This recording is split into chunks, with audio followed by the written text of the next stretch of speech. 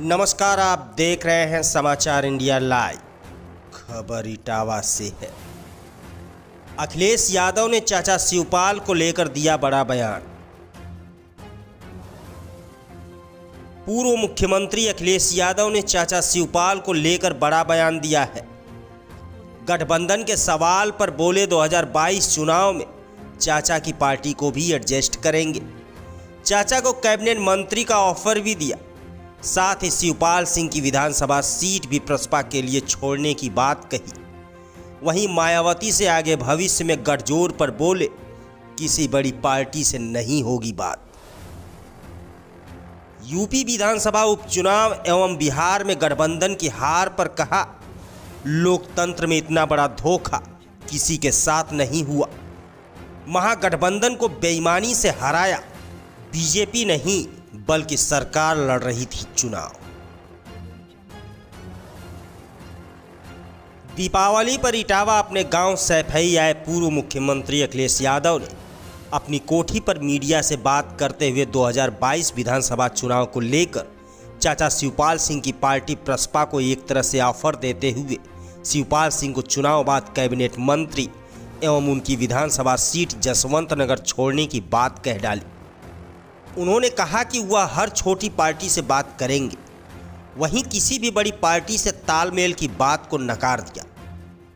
जब अखिलेश यादव से यह पूछा गया कि जिस तरह से वह बिहार और उपचुनाव में धांधली का आरोप लगा रहे हैं, इसके कोई प्रमाण उनके पास हैं, इस पर अखिलेश यादव ने कहा कि आप मीडिया के सारे एग्जिट पोल गठबंधन की लहर ही तो दिखा रहे थे। किस तरीके से आप देखते हैं वहां के रिजल्ट को? महागठबंधन को जनता ने समर्थन दिया, पूरा समर्थन जनता का उनके साथ था। सीटें भी लगभग जीत गए थे। इतना बड़ा धोखा लोकतंत्र में किसी के साथ नहीं हुआ होगा जितना धोखा भारतीय जनता पार्टी ने वहां के लोगों के साथ किया है और महागठबंधन को बेईमानी से हराया है। यूपी उपचुनाव में समाजवादी पार्टी को एक सीट जितनी थी उतनी जीत गए। जब चुनाव DM, SP, ADM, SDM, SO सिपाही लड़ेंगे तो कौन जीतेगा? भारतीय जनता पार्टी नहीं लड़ रही थी। उनकी सरकार के जितने भी अधिकारी थे वो सब चुनाव लड़ रहे थे। इतने बड़े चैनल में आप ही दिखा रहे थे कि बैलेट गड़बड़ हो गया।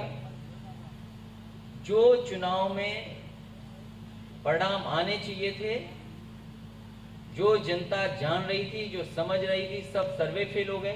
आप एक दिन से पहले से सोचिए, इतना जन समर्थन किसकी रैली में था?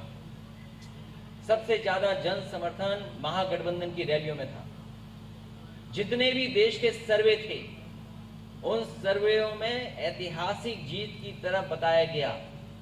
लेकिन जब मशीन खुली, परिणाम आया, रिजल्ट रोके गए, सर्टिफिकेट किसी और को दे दिए गए।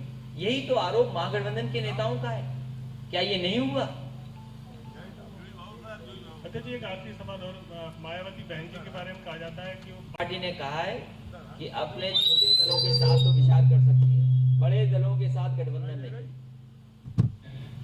तो ये वाक आपके जहन में कैसे आया? क्योंकि इटावा केवल लाइन सफारी देखने आता था, आप लोगों को नहीं देखता था। नहीं ऐसा नहीं है, हम लोग लाइन सफारी। देखिए 22 में चुनाव आपकी 22 की आ रही, कोई राजनीतिक गठबंधन? समाजवादी पार्टी की कोशिश रहेगी कि कई दल जो हैं जिनसे बातचीत हो रही है या बातचीत हुई है या उन्होंने कभी कभी मदद की है, छोटे दलों से तो एडजस्टमेंट होगा, लेकिन बड़े दलों से कोई गठबंधन नहीं होगा।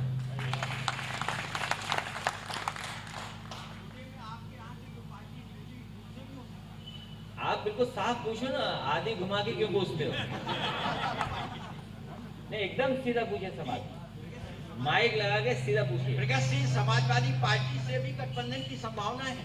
मैंने आपसे कहा, मैंने लखनऊ में भी कहा, कई प्रेस के कार्यक्रम हुए उसमें भी कहा, समय समय पे लोगों ने कहा कि उस पार्टी को भी एडजस्ट करेंगे।